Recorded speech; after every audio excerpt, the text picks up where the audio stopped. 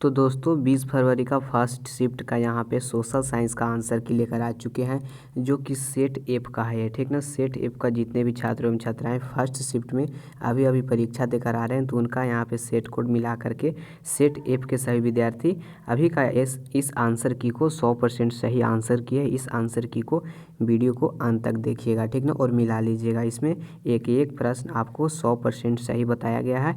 तो जितने भी छात्र एवं छात्राएँ क्लास 10th का अभी 20 फरवरी का आंसर यहाँ पे एग्ज़ाम देकर आए हैं, तो आंसर की देखकर अपना देख लीजिएगा, ठीक है। सबको पता है कि सोशल साइंस एक प्रैक्टिकल सब्जेक्ट है, तो इसमें आपको 1 से 80 तक प्रश्न पूछा जाता है, जिसमें आपको टोटल 40 प्रश्नों का उत्तर देने के लिए रहता है। इसमें आपको 20 नंबर का एग्ज़ाम स्कूल में होता है, ठीक ना, ये सबको पता है। तो खैर इसमें हम नहीं जाएंगे, चलिए हम आगे बढ़ते हैं, वो आपको बताते हैं। इसमें यहाँ पे पहला प्रश्न से शुरू करेंगे। पहला प्रश्न देखिएगा क्या है ऐसे, पहला प्रश्न क्या है यहाँ पे देखिएगा।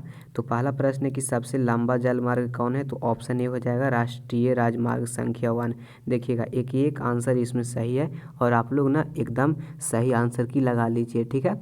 चलिएगा आगे बढ़ेंगे, तो एक का राइट आंसर क्या हो जाएगा, एक का राइट आंसर हो जाएगा ऑप्शन 1। चलिएगा ऑप्शन ए हो जाएगा। चलिए अगला है दूसरा प्रश्न, देखिएगा यहाँ पे सरिस्का, ठीक ना, सरिस्का वन अभ्यारण्य कहाँ है, तो सरिस्का है जो राजस्थान में है, ठीक ना, सरिस्का कहाँ है, राजस्थान में। चलिए अगले प्रश्न में हम चलेंगे, ठीक ना, स्पीड में चलेंगे साथियों। यहाँ पे तीसरा प्रश्न देखिएगा, कैगा कहाँ है, कैगा परमाणु विद्युत संयंत्र कहाँ है, तो कैगा जो है ना वो तमिलनाडु, कैगा कहाँ है, तमिलनाडु। ऑप्शन ए हो जाएगा आपका राइट आंसर। चलिए अगले प्रश्न में चलेंगे हम। अगला प्रश्न देखिएगा, यहाँ पे चौथा प्रश्न है कि भारत में सार्वजनिक क्षेत्र के कितने तेल परिसंकरण केंद्र कार्य कर रहे हैं अभी वर्तमान में, तो अभी वर्तमान में 18 परिसंचरण केंद्र कार्य कर रहे हैं अभी वर्तमान में, ठीक है। चलिए अगले प्रश्न देखिएगा, पांचवा प्रश्न है हमारा कि ब्रह्मपुत्र नदी तिब्बत में किस नाम से जाना जाता है, तो ब्रह्मपुत्र को तिब्बत में सांगपो कहते हैं, ठीक ना, ब्रह्मपुत्र को तिब्बत में सांगपो कहते हैं। चलिए प्रश्न संख्या छठा है साथियों कि सबसे, यहाँ पे देखिएगा प्रश्न संख्या छठा क्या कह रहा है, सबसे पुराना तेल शोधक इकाई कौन है, मतलब सबसे पुराना कौन है, तो सबसे पुराना है डिब्रूगढ़, ठीक ना। ऑप्शन ए आपका सी हो जाएगा, ठीक है, यहाँ पे सी आपका राइट आंसर होगा, डिब्रूगढ़। चलिए अगला प्रश्न में चलेंगे हम लोग। तो अगला प्रश्न है यहाँ पे सातवां प्रश्न देखेंगे, तो निम्नलिखित में से कौन रोपण फसल नहीं है, कौन रोपण फसल नहीं है, ठीक ना, कौन रोपण फसल है, तो चाय भी रोपण फसल है, रबड़ भी है, गन्ना भी है। ऑप्शन डी हो जाएगा, ठीक ना, रोपण फसल कौन है, तो यहाँ पे इनमें से सभी आपका राइट आंसर होगा। चलिए अगले प्रश्न में हम चलेंगे। प्रश्न संख्या कितना है, तो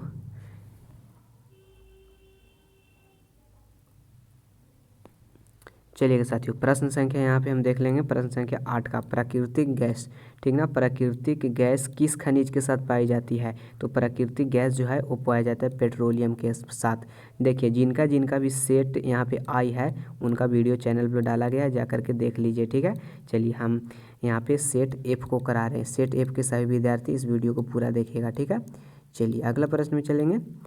8 के बाद 9वां प्रश्न है, राज्यपाल किसको नियुक्ति करता है, तो राज्यपाल किसको नियुक्ति करता है, राज्यपाल नियुक्ति करता है राष्ट्रपति को, ठीक ना। राज्यपाल की नियुक्ति कौन करता है, ठीक ना, हमने उल्टी पढ़ दिया प्रश्न को, 9 का राइट आंसर होगा बी, राज्यपाल की नियुक्ति राष्ट्रपति करते हैं, ठीक ना। चलिएगा, और राष्ट्रपति की नियुक्ति कौन करता है, तो मुख्य न्यायाधीश करते हैं, और मुख्य न्यायाधीश के नियुक्ति कौन करता है, तो राष्ट्रपति, मतलब ये इनको और मुख्य न्यायाधीश राष्ट्रपति को मतलब आपस में नियुक्ति करते हैं। चलिए 10वां प्रश्न देखिएगा। 10वां प्रश्न यहाँ पे लोक जनशक्ति पार्टी का गठन किसने किया, ठीक ना, एलजेपी जो बिहार में एक पार्टी है, तो इसका राइट आंसर ए हो जाएगा रामविलास पासवान, ठीक ना। चलिएगा तो एलजेपी का राइट आंसर होगा ए। चलिए अगला प्रश्न 11 नंबर प्रश्न देखिएगा, एकदम भी प्रश्न था पूछ दिया गया है। पूछा गया क्या चीज़ कि पंचायती राज संस्था के विघटन की स्थिति में कितने समय के बाद चुनाव कराया जाता है, तो 6 माह के बाद चुनाव कराया जाता है। कोई भी अगर जो पंचायती राज में विघटन हो जाएगा, मुखिया या पंचायती राज में कोई भी, तो उसको 6 माह के अंदर अंदर नया चुनाव होगा। चलिए 12 नंबर प्रश्न, किस राज्य को काटकर मेघालय बनाया गया, तो असम को काटकर मेघालय बनाया गया। ऑप्शन बी राइट आंसर होगा। चलिए अगला प्रश्न देखेंगे, ग्राम कचहरी, ठीक है, ग्राम कचहरी का प्रधान कौन होता है, तो कचहरी पूछा गया तो सरपंच होता है, ठीक ना, लेकिन ग्राम पंचायत पूछा जाएगा ना तो मुखिया हो जाएगा। चलिए अगला प्रश्न देखेंगे, 14 नंबर प्रश्न है कि निम्न में से किस देश में यहाँ पे एकात्मक शासन व्यवस्था है। तो एकात्मक शासन व्यवस्था किस में है, फ्रांस में है। ठीक है, मतलब यहाँ पे याद रहे एकात्मक शासन व्यवस्था सब में, फ्रांस, ब्रिटेन और चीन। ऑप्शन यहाँ पे आपका डी हो जाएगा। ठीक है, चलिए अगला प्रश्न में चलेंगे। यहाँ पे देखिएगा 29 क्या बोलते हैं इसको, यहाँ पे 14 नंबर प्रश्न का राइट आंसर डी होगा। चलिए आगे बढ़ेंगे। और 15 नंबर प्रश्न साथियों, निम्नलिखित में से 15 नंबर प्रश्न देखिएगा, निम्न में से कौन दबाव समूह नहीं है, कौन दबाव समूह नहीं है। तो देखिए भारतीय राष्ट्रीय कांग्रेस है ना, एक राजनीतिक दल है, पॉलिटिकल पार्टी है। ठीक ना, कांग्रेस का नाम सुने होंगे, तो ये पॉलिटिकल पार्टी है। बाकी ये सब जो है यहाँ पे दबाव समूह है। यहाँ पे कांग्रेस जो है कोई दबाव समूह नहीं है। चलिए 16 नंबर प्रश्न है। 16 नंबर प्रश्न क्या कह रहा है कि यहाँ पे बीजू जनता दल किस राज्य का यहाँ पे जनता दल है। तो इसका राइट आंसर सी हो जाएगा, उड़ीसा का। ठीक ना, उड़ीसा का एक पॉलिटिकल पार्टी है। नेक्स्ट प्रश्न है 17 नंबर प्रश्न कि सकल घरेलू उत्पाद में किस क्षेत्र का योगदान सबसे ज़्यादा है। तो देखिएगा साथियों, सकल घरेलू उत्पाद पूछ रहा है ना, मतलब जीडीपी पूछ रहा है। तो देखिए इसमें सेवा क्षेत्र का योगदान ज़्यादा होता है। ठीक ना, कौन सा क्षेत्र, सेवा क्षेत्र वर्तमान समय में ज़्यादा योगदान है। तो ऑप्शन इसका सी हो जाएगा, तृतीय क्षेत्र माने सेवा क्षेत्र। चलिए वर्तमान समय में अगर पूछा जाएगा ना तो सी हो जाएगा, लेकिन पूछा जा रहा है कि किस क्षेत्र का योगदान सर्वाधिक है अभी, तो यहाँ पे सी आपका राइट आंसर होगा। चलिए ठीक ना, कोई बच्चे अगर ए मारे होंगे तो उनका भी सही होगा, लेकिन यहाँ पे याद रखिए कि अब जो है ना लेटेस्ट जो अपडेट है इसके अनुसार जीडीपी में सबसे ज़्यादा सेवा क्षेत्र का योगदान है। चलिए अगला प्रश्न देखेंगे। 18 नंबर प्रश्न देखिए। 18 नंबर प्रश्न क्या होगा, निम्नलिखित में से किसका त्रिस्तरीय ढांचा है। तो त्रिस्तरीय ढांचा किसका है, तो यहाँ पे याद रखिए उपभोक्ता संरक्षण अधिनियम जो है ना, इसका यहाँ पे त्रिस्तरीय ढांचा है। नहीं, ये गलत हो जाएगा। त्रिस्तरीय ढांचा जो है पंचायती राज का है। सी लगाइएगा इसका राइट आंसर। गलत होगा तो हम बता देंगे आपको, ठीक ना, गलत आंसर नहीं बताएंगे। तो किसका त्रिस्तरीय ढांचा है, यहाँ पे पंचायती राज का। एक होता है पंचायती राज का जिला परिषद, सबसे ऊपर होता है, और दूसरा होता है पंचायत समिति, दूसरा नंबर में होता है, और तीसरा नंबर में होता है यहाँ पे ग्राम पंचायत। ठीक है ना, सबको पता होगा पंचायती राज में 3 यहाँ पे ढांचे होते हैं। चलिए अगला प्रश्न में चलेंगे। 18 नंबर प्रश्न के बाद हम आ चुके हैं यहाँ पे 19 नंबर प्रश्न में। बताइएगा मूल्यह्रास का मान शामिल है किस में, तो जीडीपी आपका राइट आंसर ए होगा। चलिए 19 के बाद 20 नंबर प्रश्न है, आर्थिक सुधारों में से किसे शामिल किया गया। आर्थिक सुधारों में किसे शामिल किया गया है, तो वैश्वीकरण, उदारीकरण, निजीकरण, इनमें से सभी आपका राइट आंसर होगा। चलिए प्राइवेट और फिर सरकारी, उदारीकरण, लिबरलाइजेशन, ठीक ना, प्राइवेटाइजेशन और फिर यहाँ पे ग्लोबलाइजेशन, ये सब हो जाएगा। ठीक ना, चलिएगा प्राइवेट है। चलिए अगला प्रश्न देखेंगे 21 नंबर प्रश्न, पूर्वी, ठीक ना, पूंजी है, पूर्वी ने पूंजी का पारिश्रमिक क्या है, तो यहाँ पे इसका ब्याज आपका राइट आंसर सी होगा। चलिए आगे देखेंगे 22 नंबर प्रश्न देखिएगा कि किस संपत्ति की तरलता अधिक है। ठीक ना, यहाँ पे लिक्विडिटी सबसे ज़्यादा किसका है, तो अचल संपत्ति का। ऑप्शन यहाँ पे सी मारिएगा। इसका राइट आंसर देखेंगे यहाँ पे 23 का। तो जवाहर रोजगार योजना को कब शुरू किया गया था, तो 1989 में 1989। ऑप्शन आपका बी इसका राइट आंसर होगा। चलिए 24 नंबर प्रश्न है, निम्न में से किसका गठन आर्थिक नियोजन राज्यों की भागीदारी सुनिश्चित करने के लिए हुआ है, तो आपका बी राइट आंसर होगा। 24 का राइट आंसर बी होगा। चलिए 24 के बाद हम देखेंगे 25 नंबर प्रश्न को। 25 नंबर प्रश्न, निम्नलिखित में कौन जर्मन चांसलर था, तो जर्मन चांसलर था बिस्मार्क। ऑप्शन यहाँ हो जाएगा सी। चलिए आगे देखेंगे नेपाल्स की क्रांति। तो नेपाल्स की क्रांति चैप्टर 1 में, हिस्ट्री के चैप्टर 1 में आपको मिलेगा। ये आपको 1821 में हुआ था। चलिए नेक्स्ट प्रश्न में देखेंगे हम लोग। नेक्स्ट प्रश्न क्या है, तो वैज्ञानिक समाजवाद का जनक किसे कहते हैं। वैज्ञानिक समाजवाद का जनक किसे कहते हैं, कार्ल मार्क्स। ऑप्शन आपका बी इसका राइट आंसर होगा। चलिए साथियों एक प्रश्न सही है, कोई भी डाउट होगा तो हम आपको बता देंगे, ठीक ना। कोई भी प्रश्न अगर गलत हम बताएंगे तो पहले ही हम आपको सचेत कर देंगे, ठीक ना। चलिए 28 नंबर प्रश्न है, किन्हें कैसर हिंद की उपाधि दिया गया था, तो महात्मा गांधी को दिया गया था। किसने दिया था, तो अंग्रेजों ने कैसर हिंद की उपाधि दिया था। चलिए अगला प्रश्न देखेंगे 28 के बाद की क्या प्रश्न, 29 नंबर प्रश्न है। 29 नंबर प्रश्न देखिएगा, तो निम्नलिखित में से किस आंदोलन का शुरुआत दांडी मार्च से हुआ था? तो सविनय अवज्ञा आंदोलन 1930 वाला जो दांडी मार्च से स्टार्ट हुआ था, ठीक ना, जो गांधी जी ने चलाया था अहमदाबाद, ठीक है, अहमदाबाद नहीं, ठीक ना, दांडी में चलाया था, गुजरात के दांडी नामक स्थान पर, ठीक ना। तो दांडी मार्च में सविनय अवज्ञा आंदोलन का जन्म हुआ, चलिए मैंने शुरुआत हुआ। चलिए अगला प्रश्न है 30 नंबर प्रश्न, अमृत बाजार पत्रिका। देखिए बहुत ही भीविए प्रश्न है। अमृत बाजार पत्रिका किस भाषा का समाचार पत्र है? तो बांग्ला का। ये बांग्ला का समाचार पत्र है साथियों, क्योंकि इसने अपना रातों रात अंग्रेज के डर से, ठीक ना, इसने अपना रातों रात भाषा बदल दिया था, ठीक ना। तो ये बहुत ही फेमस था अंग्रेज के ज़माना का अमृत बाजार पत्रिका। चलिए अगला प्रश्न है 30 नंबर प्रश्न। देखिए 31 नंबर प्रश्न है, अखिल भारतीय ट्रेड यूनियन कांग्रेस का स्थापना 1920। आपका राइट आंसर डी मार लीजिएगा इसका। देखिएगा 31 के बाद 32 नंबर प्रश्न है, सोवियत संघ का विघटन मतलब रूस का विघटन। सोवियत संघ किसको कहते हैं? सोवियत संघ कहते हैं रूस को। तो रूस का विघटन 1991 में हुआ था। आप लोग देखे होंगे रूस के जो नीचे वाला कुछ देश है ना मैप में, यहाँ पे कजाकिस्तान, उज्बेकिस्तान, ये सब जो देश है ना छोटा छोटा, ये सब जो है ना, ये सब रूस का ही टूटा हुआ भाग है। जैसे भारत का टूटा हुआ भाग एक पाकिस्तान है, बांग्लादेश है, ये सब छोटे छोटे देश है ना, तो ऐसा ही रूस का विघटन कब हुआ था? 1991 में। ऑप्शन बी लगाइएगा इसका। चलिए अगला प्रश्न देखेंगे 33 नंबर प्रश्न, भारत में राष्ट्रीय आय की गणना किसके द्वारा की जाती है? तो भारत में राष्ट्रीय आय की गणना जो की जाती है राष्ट्रीय विकास परिषद के द्वारा की जाती है। देखिएगा इसका जो आंसर होगा ना ऑप्शन ए होगा, ठीक है। राष्ट्रीय क्या चीज़, केंद्रीय सांख्यिकी कार्यालय, ये भी हो सकता है, ठीक ना। तो 33 का राइट आंसर आप लोग कमेंट कीजिएगा। हम देखिए जिसमें हमें डाउट रहेगा वो हम नहीं बताएंगे, इसलिए क्योंकि गलत बताने से कोई फ़ायदा नहीं है, ठीक ना। तो 33 का राइट आंसर आप लोग कमेंट कीजिएगा। चलिए जिनको याद होगा। चलिए 34 नंबर प्रश्न, बोल्शेविक दल का नाम बदल करके साम्यवादी दल किसने रखा था? तो ये रख दिया था लेनिन। ऑप्शन ए आपका राइट आंसर होगा। चलिए अगला प्रश्न देखेंगे बंगाल विभाजन को रद्द कब किया गया? तो 1905 में बंगाल विभाजन हुआ था और यहाँ पे 1911 में इसे रद्द किया गया। तो ऑप्शन डी लगाइएगा। चलिए 36 नंबर प्रश्न है, लाला हरदयाल ने किसका स्थापना किया? गदर पार्टी का, ठीक ना। गदर पार्टी 1913 में स्थापना किया गया था।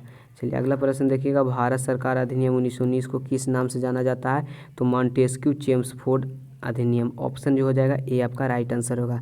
चलिए नेक्स्ट प्रश्न में देखेंगे साथियों। नेक्स्ट प्रश्न हमारा यहाँ पे 38 नंबर प्रश्न है, अखिल भारतीय मुस्लिम लीग की स्थापना किसने किया?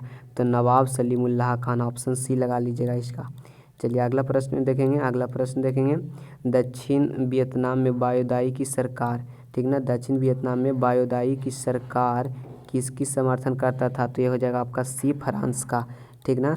में किसकी समर्थक थी? तो याद रखिएगा वायुदाई जो था ना वो फ्रांस का। नेक्स्ट प्रश्न देखिएगा 40 नंबर।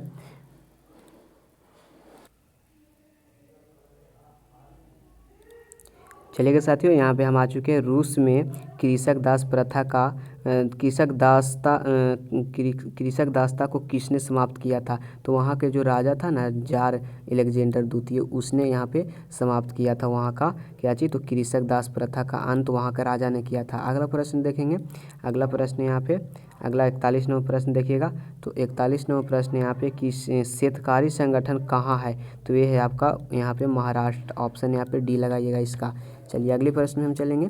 तो अगला प्रश्न क्या है देखेंगे हम अगला प्रश्न को, इसका राइट आंसर आप लोग डी मार लीजिएगा। चलिए अगला प्रश्न देखेंगे। अगला प्रश्न है 42 नंबर कि यहाँ पे 73वां संविधान संशोधन जो हुआ था निम्न में से किससे संबंधित है? तो ये पंचायती राज से संबंधित है, ठीक ना। पंचायती राज से 73वां संविधान संशोधन संबंधित है। चलिए अगला प्रश्न देखेंगे 43 नंबर प्रश्न है कि राज्य पुनर्गठन आयोग 1953 का गठन किसकी अध्यक्षता में की गई थी? तो ये की गई थी फाजल अली आयोग की स्थापना, मतलब फाजल अली आयोग के नियंत्रण में, ठीक ना, मैंने अध्यक्षता में। तो ऑप्शन ए आप लोग लगा लीजिएगा इसका, ठीक है, एकदम 100% सही है, ठीक है। तो यहाँ पे देखिएगा 44 नंबर प्रश्न, निम्न में से किस शहर में नगर निगम की स्थापना हो चुकी है? भागलपुर में हो चुकी है, ठीक है। तो इसका ए मार लीजिएगा आप लोग। जो लोग भागलपुर से होंगे उनको पता होगा कि भागलपुर में नगर निगम है या नहीं। तो 45 नंबर प्रश्न है साथियों कि यहाँ पे निम्नलिखित में से कौन संघीय प्रणाली नहीं है। कहाँ? तो चीन में जो है ना साथियों, वहाँ संघीय प्रणाली नहीं है। बाकी भारत, स्पेन और फिर अमेरिका ऐसे जो देश हैं वहाँ पे आपको संघीय प्रणाली देखने को मिलेगा, संघीय सरकार की प्रणाली। 46 नंबर प्रश्न कि यहाँ पे देखिएगा 46 नंबर प्रश्न, निम्नलिखित में से किस विषय को राज्य सूची में रखा गया है। तो राज्य सूची में किसको रखा गया है? तो राज्य सूची में रखा गया कृषि को भी, ठीक ना। भारत सरकार भी कृषि पर ध्यान देता है, सिंचाई पर भी ध्यान देता है भारत सरकार, और फिर पुलिस पर भी ध्यान देता है भारत सरकार। तो राज्य सूची में रखा गया किसको? राज्य सूची में रखा गया इनमें से सभी को, ठीक ना। तो राज्य सूची में सब कुछ आता है, कृषि भी आता है राज्य और केंद्र दोनों में, सिंचाई भी आता है राज्य और केंद्र में, और पुलिस भी आता है राज्य और केंद्र में। जैसे राज्य का पर्सनल पुलिस होता है, जैसे बिहार पुलिस, उत्तर प्रदेश पुलिस, ठीक ना, और सेंट्रल का भी यहाँ पे पुलिस होता है। चलिए अगला प्रश्न देखेंगे, तो इसका डी लगा लीजिएगा, राज्य में इसका ऑप्शन सही होगा। चलिए 47 नंबर प्रश्न, भारतीय संविधान की 8वीं अनुसूची में टोटल 22 भागा है, तो भाषाएं हैं, तो 47 का राइट आंसर बी मार लीजिएगा। अगला प्रश्न देखेंगे, प्रश्न संख्या 48 है। प्रश्न संख्या 48 है कि राजनीतिक दलों का चुनाव चिन्ह कौन देता है। तो चुनाव आयोग देता है, मतलब आवंटन करता है, चुनाव आयोग देता है कि इस दल का चुनाव चिन्ह ये होगा, ठीक है। चलिए अगला प्रश्न में देखेंगे, 48 का राइट आंसर सी होगा। अगला प्रश्न देखिएगा यहाँ पे, भारत में देखिएगा यहाँ पे भारत में जल विद्युत संयंत्र की स्थापना कहाँ की गई। तो दार्जिलिंग, ऑप्शन बी आपका राइट आंसर होगा। चलिए 49 के बाद 50 नंबर प्रश्न, गुजरात का कच्छ जो प्रदेश है कौन सा जोन में है, भूकंप के कौन सा जोन में। तो जोन 5 में है, ऑप्शन डी लगाइएगा इसका। नेक्स्ट है 51 नंबर प्रश्न देखिएगा, किस नदी को बंगाल का शोक कहा जाता है। तो कोसी को कहा जाता है, ठीक ना, बिहार का शोक, और दामोदर को कहा जाता है किसका शोक, यहाँ पे दामोदर नहीं होगा, कोसी होगा, कोसी को कहा जाता है, कोसी को भी यही कहा जाता है, ठीक ना, बंगाल का शोक, क्योंकि जो बिहार से वो तबाही करके बंगाल में ही जाता है तबाही करने, इसीलिए वहाँ इसे शोक बोलते हैं। बाकी बांग्लादेश का शोक दामोदर को ही बोला जाता है। चलिए अगला प्रश्न देखेंगे हम, बांग्लादेश हम बोले, पश्चिम बंगाल नहीं बोले, बांग्लादेश, ठीक ना। चलिए अगला प्रश्न देखिएगा 51 के बाद 52 नंबर प्रश्न, यहाँ पे भारत की सबसे बड़ी कृत्रिम झील। तो गोविंद सागर सबसे बड़ी कृत्रिम झील है, ठीक ना, जो कि मानव द्वारा बनाया गया है। चलिए कृत्रिम झील है, मानव द्वारा बनाया गया। चलिए अगला प्रश्न साथियों, आसवन बांध जो है कहाँ है। तो ये नील नदी, ऑप्शन ए लगाइएगा। चलिए अगला हम देखेंगे 54वां प्रश्न साथियों। तो प्यार साथियों, 2011 की जनसंख्या की दृष्टि से भारत का विश्व में कौन सा स्थान है। जनसंख्या की दृष्टि से अगर 2011 में बात करेगा तो हम लोग द्वितीय स्थान पर थे, मतलब कि दूसरा स्थान पर, ऑप्शन बी। अब हैं हम लोग यहाँ पे प्राथमिक स्थान पर, मतलब कि पहले स्थान पर। 55 नंबर प्रश्न है कि भारत किस जल डमरू मध्य द्वारा श्रीलंका से अलग होता है, मतलब पृथक होता है। तो पाक जल डमरू जो है ना, जो नीचे में जब भारत का मैप बनाइएगा नीचे में ऐसे करके, और नीचे में यहाँ पे ऐसे लटका हुआ है क्या चीज़, तो यहाँ पे श्रीलंका, तो ये जो जल डमरू मध्य है इसे बोलते हैं पाक जल डमरू मध्य। चलिए 55 के बाद हम आ चुके हैं 56 नंबर प्रश्न में, गंगा मैदान की पुरानी जलोढ़ क्या कहलाती है। तो पुरानी जलोढ़ रहेगा ना तो इसे बांगर कहेंगे, नया जलोढ़ रहेगा तो इसे खादर कहेंगे, ऑप्शन बी राइट आंसर होगा। चलिए अगले प्रश्न में चलेंगे। अगला प्रश्न यहाँ पे हमारा 57वां प्रश्न, सर्वोत्तम कोयले का प्रकार क्या है। तो सबसे अच्छा एक कोयला होता है एंथ्रासाइट। नेक्स्ट प्रश्न देखेंगे, कुशेश्वर स्थान कहाँ है। तो कुशेश्वर स्थान कहाँ है, दरभंगा में, ठीक ना, कुशेश्वर स्थान कहाँ है, दरभंगा, ऑप्शन आपका हो जाएगा बी। चलिए अगला प्रश्न, समोच्च जुताई कहाँ की जाती है। तो ये किया जाता है कहाँ पे, समोच्च जुताई पहाड़ी क्षेत्रों में की जाती है समोच्च जुताई। अगला प्रश्न देखिएगा 60 नंबर प्रश्न, जोहान्सबर्ग में कौन सा सम्मेलन हुआ था। तो जोहान्सबर्ग में द्वितीय सम्मेलन हुआ था, ऑप्शन बी। चलिए मूंगफली किस प्रकार की फसल है। तो मूंगफली खरीफ फसल है, ऑप्शन बी, ठीक ना, मूंगफली यानी कि बादाम। चलिए सब्जी के उत्पादन में बिहार जो है ना वो हमारा प्रथम राज्य है।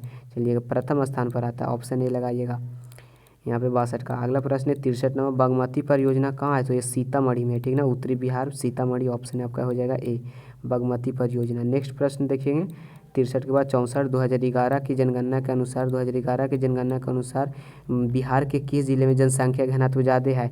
तो देखिए जनसंख्या घनत्व पूछेगा ना तो पटना में ज़्यादा है, ठीक है, जनसंख्या घनत्व। चलिए 65 नंबर प्रश्न है साथियों कि बिहार में जीवन यापन के लिए सबसे बड़ा मुख्य स्रोत क्या है? तो कृषि है। हम लोग जीवन चलाने के लिए कृषि करते हैं, सबको पता होगा, ठीक ना। कृषि करते हैं, कुदार और फिर खांती लेकर के हम लोग कृषि करते हैं। चलिए आगे हम देखेंगे यहाँ पे 66 नंबर प्रश्न, निम्न में से क्या आर्थिक गतिविधि नहीं है? देखिए संचार जो है ना, यहाँ पे गरीबी जो है ना, एक कोई आर्थिक गतिविधि नहीं है। बाकी आर्थिक गतिविधि यहाँ पे कृषि हो जाएगा, संचार भी हो जाएगा और परिवहन भी हो जाएगा, लेकिन नहीं की बात किया है ना तो गरीबी आपका ना होगा। चलिए आई होप ये सब समझ में भी आ रहा होगा, सही आंसर भी लगाए होंगे और 40 में 40 आप लोग मार दिए होंगे, मतलब कि 80 में आप लोग को एकदम 40 नंबर आप लोग लेकर आ चुके होंगे। आशा करते हैं इतना आ सकता है, क्योंकि आधा बनाना है, प्रश्न भी हल्का हल्का है, ठीक ना। चलिए 67 नंबर प्रश्न, मुद्रा का प्राथमिक कार्य क्या है? तो मुद्रा का यह कार्य है कि विनिमय का माध्यम है, ठीक ना। प्राथमिक कार्य पूछा गया है तो विनिमय का माध्यम है। एक वस्तु को देंगे तो पैसा को लेंगे, यानी पैसा को देंगे तो कभी कभी वस्तु को भी लेंगे। चलिए 67 नंबर प्रश्न है यहाँ पे। 68 नंबर प्रश्न, निम्न में कौन दीर्घकालीन ऋण प्रदान करता है? ऋण मतलब लोन, कौन लंबे समय तक लोन देता है साथियों? तो बी आपका राइट आंसर होगा। भूमि विकास बैंक है ना, वो लंबे समय तक आपको लोन देगा। चलिए 69 नंबर प्रश्न है, कौन गैर आर्थिक आधारभूत संरचना है? तो शिक्षा जो है ना वो गैर है, ठीक ना, गैर आधारभूत आर्थिक संरचना। बाकी वित्त, ऊर्जा, ये सब आपको क्या हो जाएगा? आधारभूत संरचना हो जाएगा। चलिए अगला प्रश्न है, तो 69 का राइट आंसर बी मारिएगा। चलिए 70 का राइट आंसर देखेंगे तो वैश्वीकरण के परिणाम स्वरूप विभिन्न देशों के बीच निम्न में से किसका निर्बाधन होता है? ठीक ना, निर्बाधन प्रवाह होता है। तो आपका राइट आंसर हो जाएगा इनमें से सभी। प्रौद्योगिकी पूंजी श्रम, ऑप्शन डी लगाइएगा इसका। चलिए इसके बाद हम आ चुके हैं यहाँ पे 71 नंबर प्रश्न है, सरकार द्वारा 71 नंबर प्रश्न है, सरकार द्वारा आर्थिक क्रियाओं पर अनावश्यक नियंत्रणों एवं प्रतिबंधों को हटाना क्या कहलाता है? तो निजीकरण कहलाता है, वैश्वीकरण कहलाता है, या यहाँ पे विनिषेध कहलाता है, या फिर यहाँ पे वैश्वीकरण या फिर उदारीकरण। तो आपका राइट आंसर सी होगा। सी लगा कर आए होंगे, उनका एकदम सही होगा, करेक्ट आंसर। चलिए अगला 72 नंबर प्रश्न है साथियों, वस्तु या सेवा का अगर जो क्षतिपूर्ति होगा, अब मान लीजिए उसका मूल्य अगर 1 करोड़ से अधिक है तो उपभोक्ता कहाँ जाएगा शिकायत करने के लिए? तो ये जाएगा राष्ट्रीय यहाँ पे आयोग में। अगर 1 करोड़ से कम रहेगा तो राज्य में, और 1 करोड़ से भी उससे भी कम रहेगा तो जिला फोरम में, ठीक ना। ये पढ़े होंगे आप लोग। ऑप्शन सी इसका राइट आंसर होगा। 73 नंबर प्रश्न, पेरिस की प्रधान सड़कों की योजना किसने बनाई थी? तो इसका राइट आंसर ये हो जाएगा ऑप्शन ए, ठीक ना, बैरॉन हॉसमैन। चलिए नेक्स्ट प्रश्न देखेंगे 73 के बाद 74 नंबर प्रश्न। 74 नंबर प्रश्न यहाँ पे देखेंगे हम लोग, तो गांधी जी ने साबरमती आश्रम का स्थापना अहमदाबाद, ऑप्शन ए मार लीजिएगा इसको। चलिए 75 प्रश्न साथियों, 75 बहुत ही ईजी प्रश्न है और आपको भी आई था, पूछ दिया गया है। आई होप इसका आंसर लगा कर आए होंगे। चलिए सेडौन युद्ध किसके पराजय हुआ? सेडौन में तो फ्रांस का पराजय हुआ था। चलिए अगला प्रश्न देखेंगे। अगला प्रश्न देखिए, इसमें डाउट है मुझे, ठीक ना, बताइएगा कौन इसमें पराजय हुआ था, फ्रांस या प्रसा? चलिए इसमें ये दोनों में से कोई होगा, तो फ्रांस या प्रसा हुआ था। जिनको पता वो बता सकते हैं कमेंट में। चलिए और जिनको नहीं पता है वो कमेंट में चेक कर लीजिएगा। चलिए निम्न में से किसने अपने देश में अनिवार्य सैन्य सेवा लागू किया था? तो बिस्मार्क जो था ना वो बोला था कि हमारे देश में अनिवार्य सैन्य सेवा रहेगा, यानी कि सबको क्या करना होगा? सैनिक सेवा प्रदान करना होगा। चलिए अगला प्रश्न देखेंगे 77 नंबर प्रश्न कि फ्रांस में किस शासक वंश का स्थापना वियना कांग्रेस के द्वारा हुआ? बुब्रो वंश, ऑप्शन डी राइट आंसर होगा, यानी कि बुब्रो वंश। ये आपको एनसीईआरटी बुक से लिया गया। अगला प्रश्न 78 नंबर प्रश्न, आर्थिक नियोजन किसकी देन है? तो ये हो जाएगा रूसी क्रांति। आर्थिक नियोजन जो है ना, आर्थिक नियोजन मतलब क्या चीज़? आर्थिक नियोजन मतलब पैसा कौड़ी जो होता है, यानी कि इकोनॉमिक्स प्लानिंग, इकोनॉमिक्स माने अर्थव्यवस्था को बचाना, ये हो जाएगा रूसी क्रांति का देन है, ठीक ना। भूखमरी और फिर बेरोजगारी का यहाँ पे जो देखने का यहाँ पे बेरोजगारी की स्थिति आ गई थी रूसी क्रांति में, इसीलिए रूसी क्रांति को कहा गया है आर्थिक नियोजन की देन। चलिए अगला प्रश्न है यहाँ पे 79 नंबर प्रश्न, भारत में सर्वप्रथम आधुनिक सूती कपड़े का मिल, तो इसका राइट आंसर हो जाएगा, बताइएगा बम्बई आपका राइट आंसर होगा। ठीक ना, आधुनिक सूती कपड़े का मिल का स्थापना की गई थी। हो चिन मिन कहाँ का शासक था, तो इसका राइट आंसर हो जाएगा उत्तरी वियतनाम। ठीक ना, यह एक मार्ग भी है इसके नाम पर, तो ऑप्शन ए हो जाएगा उत्तरी वियतनाम का शासक था। आई होप 80 के ऑब्जेक्टिव में आपने 80 में से 40 प्रश्न तो एकदम सही किया होगा। ठीक ना, क्योंकि अच्छा प्रश्न है, इजी प्रश्न है और आपको याद किया हुआ प्रश्न है। ठीक ना, और वैसे बच्चे बहुत ही खुश होंगे जिनको मैंने शाम को मतलब कि सुबह में, कल शाम को और आज सुबह में क्लास करवाया था और उसमें मैंने यहाँ पे 200 ऑब्जेक्टिव बताया था। तो अगर आप उस वीडियो को नहीं मतलब कि अगर जो नहीं ज्वाइन किए थे तो कल के साइंस के लिए, ठीक ना, कल साइंस के लिए आज शाम को क्लास चलेगा और फिर कल सुबह क्लास चलेगा। तो 5 बजे चलता है सुबह में, तो उस सब क्लास को अटेंड किया कीजिए। ठीक ना, 100 ऑब्जेक्टिव बताते उसमें से 30 से 40 प्रश्न आ जाता है। चलिएगा, तो आज के लिए बस इतना ही, मिलते हैं आपसे नेक्स्ट क्लास में।